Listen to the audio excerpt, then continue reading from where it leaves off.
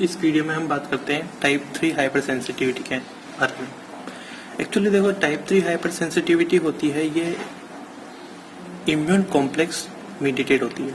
ठीक है, मतलब एंटीजन एंटीबॉडी कॉम्प्लेक्स मीडिएटेड होती है, मैंने आपको बताया था। या फिर बी सेल मीडिएटेड तो सारी होती है, फर्स्ट सेकंड थर्ड तीनों क्या होती है, बी सेल मीडिएटेड या एंटीबॉडी मीडिएटेड होती है। बट ये जो होती है स्पेशली अगर हम इसकी बात करें टाइप 3 हाइपर सेंसिटिविटी की, तो ये क्या होती है, इम्यून कॉम्प्लेक्स मीडिएटेड होती है। और दूसरी बात यह है कि जो एंटीजन इसके अंदर इन्वॉल्व होता है वो एक्सोजेनस भी हो सकता है और एंडोजेनस भी हो सकता है। क्लियर, दो चीजों के बारे में हम इसकी बात करते हैं। तो सबसे पहले अगर हम बात करें इसके बारे में कुछ पॉइंट कि ये इम्यून कॉम्प्लेक्स मीडिएटेड होती है।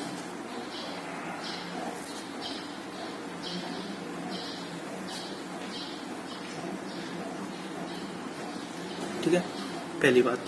और दूसरी बात कि जो एंटीजन इसमें इन्वॉल्व होता है वो एंटीजन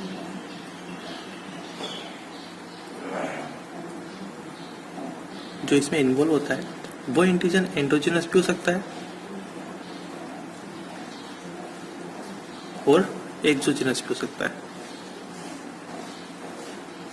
अब एक्सोजेनस एंटीजन का मतलब क्या है कि जो है कोई वायरस हो सकता है या बैक्टीरिया या फंगस, कुछ भी हो सकता है बाहर से जो आ रहा है एंटीजन वो।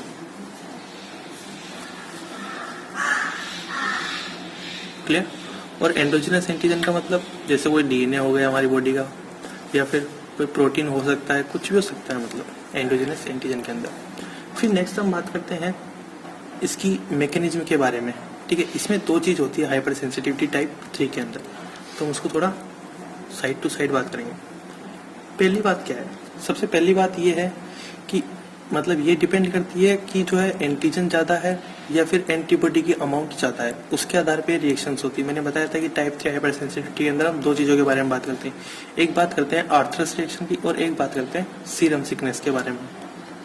तो जब एंटीबॉडी एक्सिस में होती है, ठीक है, व्हेन एंटीबॉडी क्या होती है, एक्सिस में होती है। क्लियर। तो क्या होता है, जो इम्यून कॉम्प्लेक्स का फॉर्मेशन होता है वो क्या होता है, जो इम्यून कॉम्प्लेक्स बनते हैं वो लार्ज होते हैं और क्या होते हैं, इनसोल्यूबल होते हैं। क्लियर।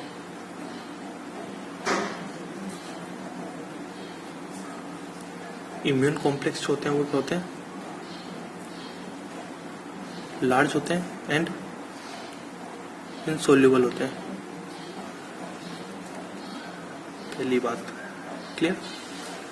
तो जो इंसोल्यूबल होते हैं और लार्ज होते हैं, तो इनके क्या नेचर होता है, इनका नेचर ये होता है कि जो एंटीजन का एडमिनिस्ट्रेशन साइट है वहां पे क्या होते हैं, ये इनके लोकलाइज होने की टेंडेंसी होती है। क्लियर। तो जो एंटीजन एंटीबॉडी कॉम्प्लेक्स है, एंटीजन एंटीबॉडी कॉम्प्लेक्स है, उसका नेचर होता है tends to localized near site of antigen administration।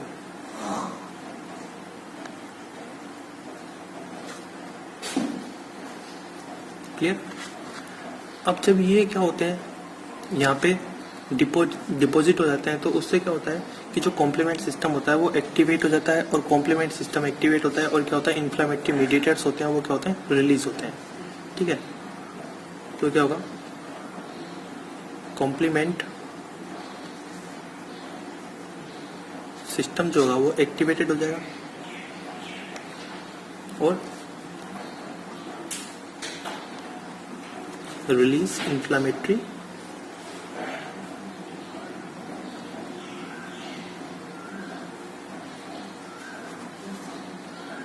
Mediator. Clear. जब इन्फ्लेमेटरी मीडिएटर रिलीज होते हैं और कॉम्प्लीमेंट सिस्टम एक्टिवेट हो जाता है, तो इससे क्या होता है कि जो ब्लड वेसल्स होती है उसकी क्या होती है, वेस्कुलर परमिएबिलिटी बढ़ जाती है। जब उसकी परमिएबिलिटी बढ़ती है और क्या होता है, न्यूट्रोफिल्स का क्या होता है, इन्फिल्ट्रेशन इंक्रीज हो जाता है। ठीक है, उससे क्या होता है कि जो टिश्यू होता है उसमें क्या होती है, नेक्रोसिस हो जाती है। मतलब जो ब्लड वेसल्स है उसकी जो ब्लड वेसल्स है उसमें इन्फ्लामेशन होने की वजह से क्या होगा, इन्फ्लामेशन होने की वजह से उसकी परमिएबिलिटी बढ़ जाएगी और क्या होगा, न्यूट्रोफिल का जो इन्फिल्ट्रेशन है वो क्या होगा, बढ़ जाएगा और टिश्यू का क्या हो जाएगा, नेक्रोसिस हो जाएगा। मतलब कि जो ब्लड वेसल्स है उसका धीरे धीरे नेक्रोसिस होना चालू हो जाता है। क्लियर?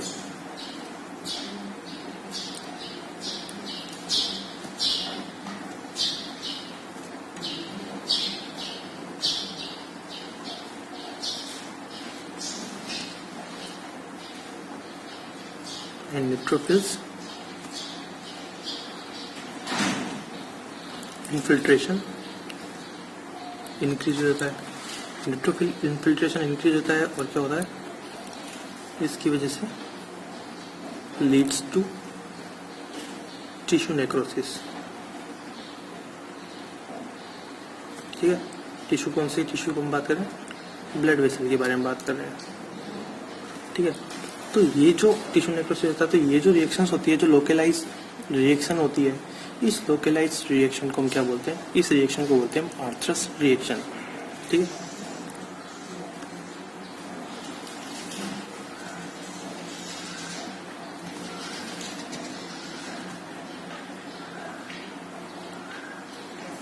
आर्थरस रिएक्शन पहली बात क्लियर। आर्थरस रिएक्शन कंप्लीट हो गई। फिर हम बात करते हैं कि हमने पहले बात क्या किया कि अगर एंटीबॉडी एक्सिस में है, क्लियर, बट अगर मान लो एंटीजन एक्सिस में है तो क्या होगा, तो हम दूसरी बात करते हैं, व्हेन एंटीजन एक्सिस होगा तो जो इम्यून कॉम्प्लेक्स बनते हैं,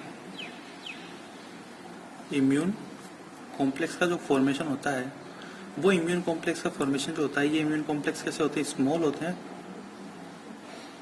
ठीक है, स्मॉल एंटीजन एंटीबॉडी कॉम्प्लेक्स बनते हैं। क्लियर? और जो ये स्मॉल इम्यून कॉम्प्लेक्स होते हैं, एंटीजन एंटीबॉडी कॉम्प्लेक्स होते हैं, इनकी क्या नेचर होती है, इनकी नेचर ये होती है कि ये ब्लड के थ्रू, ब्लड वेसल्स के थ्रू कई सारी साइट्स पे जा सकते हैं और वहां पे जाकर क्या होते हैं, डिपॉजिट हो जाते हैं। क्लियर? तो इनका नेचर होता है टेंड्स टू ट्रेवल थ्रू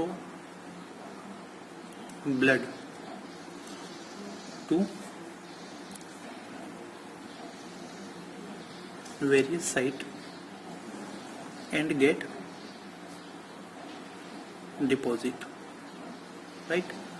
वहां पे जाकर के डिपॉजिट हो जाते हैं। तो ये जो रिएक्शंस होती है और क्या होता है, कॉम्प्लीमेंट सिस्टम को एक्टिवेटेड कर देते हैं। ठीक है, वहां पे जाके डिपॉजिट हो जाता है और क्या होता है, फिर कॉम्प्लीमेंट सिस्टम एक्टिवेटेड हो जाता है।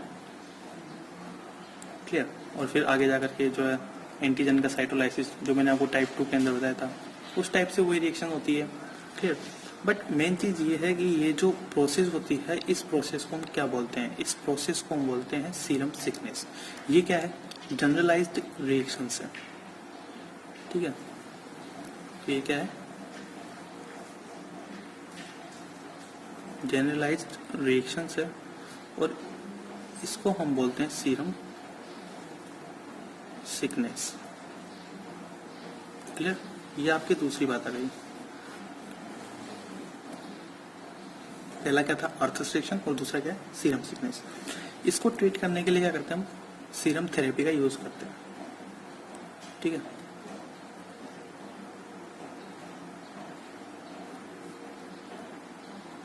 Following serum therapy. ठीक है, जो सीरम थेरेपी का यूज करते हैं, इसमें मोस्टली कौन से सीरम को यूज करते हैं, इसमें हॉर्स एंटी टिटनेस सीरम को यूज करते हैं, ये आपको याद रखना पड़ेगा। क्लियर?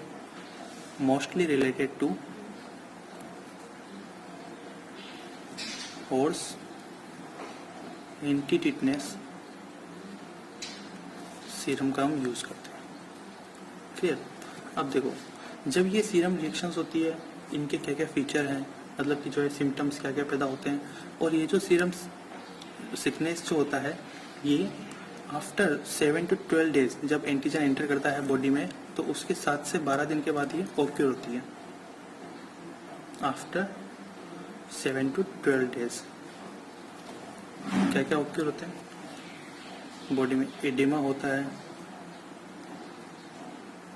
इरेथेमा होता है, ठीक है, ग्लोमेरुलोनेफ्राइटिस होता है,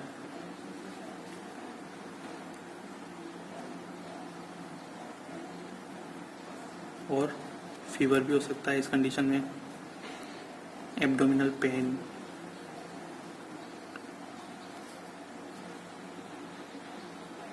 नोजिया, वोमिटिंग, ये सारी कंडीशंस पैदा हो सकती है।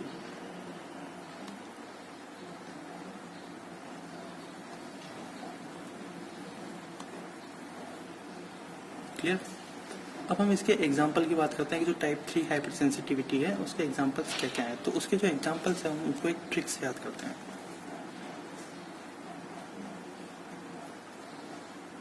ठीक है, ट्रिक से क्या है, ट्रिक से याद करोगे, आपने पढ़ा होगा बायोकेमिस्ट्री की बुक होती है हार्पर नाम से। तो हार्पर इसकी ट्रिक है, हार्पर में HARPER,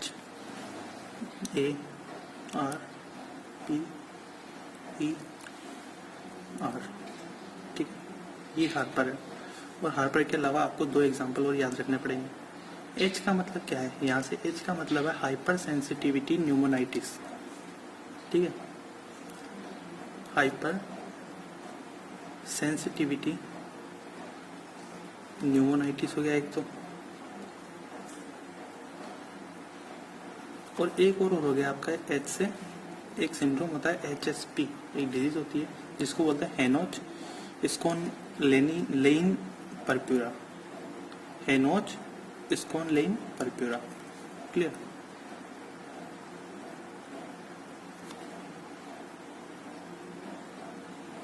स्कोनलेइन परप्यूरा, ठीक है।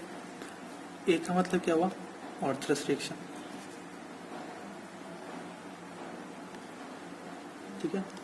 आर का मतलब, यहाँ पे आर का मतलब क्या हुआ, रिएक्टिव आर्थराइटिस,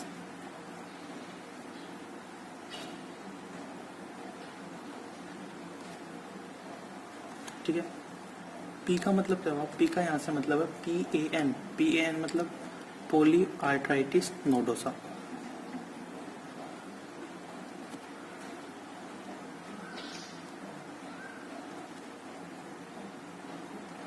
पोली आर्थराइटिस नोडोसा।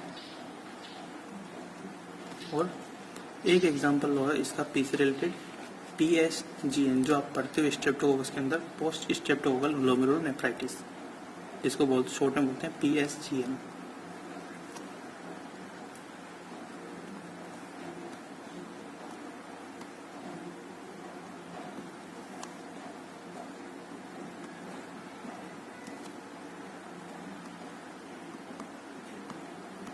क्लियर। ई का मतलब यहाँ पे क्या हो गया कि जो एप्स्टीन बार वायरस होता है, एप्स्टीन बार वायरस, उसका इन्फेक्शन जो होता है उसके अंदर भी ये हाइपर सेंसिटिविटी टाइप 3 ओक्योर होती है। आर का मतलब यहाँ पे हो गया रूमेटॉइड आर्थराइटिस,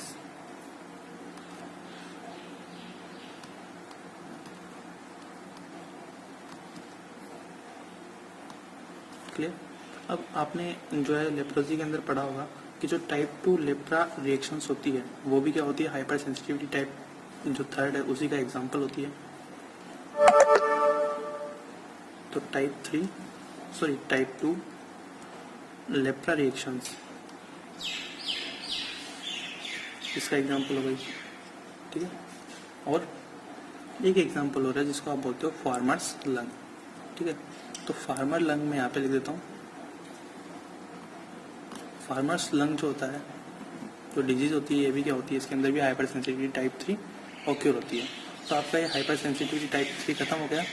अगर आपको ये वीडियो पसंद आया तो आप इसको चैनल को सब्सक्राइब करो, लाइक करो वीडियो को, और इसको कमेंट भी करो। आप इसका स्क्रीनशॉट ले सकते हो यहाँ से।